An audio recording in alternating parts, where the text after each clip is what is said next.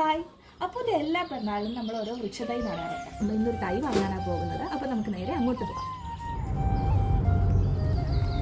ഈ കാണുന്ന നേഴ്സറിന്നാണ് നമ്മൾ വാങ്ങാൻ പോകുന്നത്. 50 വർഷമായിട്ടുള്ള ഒരു നേഴ്സറിയാണ്. പ്ലാവൻ തൈയാണ് നമ്മൾ വാങ്ങാൻ ഉദ്ദേശിക്കുന്നത്. അപ്പോൾ നമുക്കൊന്ന് കയറി നോക്കാം. പൂച്ചെടികളെക്കാൾ കൂടുതൽ ഇലച്ചെടികളും പലതരം മരത്തൈകളുമാണ് ഇവിടെ കൂടുതലുള്ളത്. 2 വിയറ്റ്നാം ഏർലി പ്ലാവിൻ തൈയും 2-3 ഇലച്ചെടികളും നല്ല ലാഭത്തിന് നമുക്ക് കിട്ടി. അപ്പുവിൻ്റെ ബർത്ത്ഡേയുടെ ഒരു തൈ അപ്പു നട്ടു. പിന്നെ വേൾഡ് സോയിൽ ഡേയോടനുബന്ധിച്ച് ഒരെണ്ണം ഞങ്ങളും നട്ടു.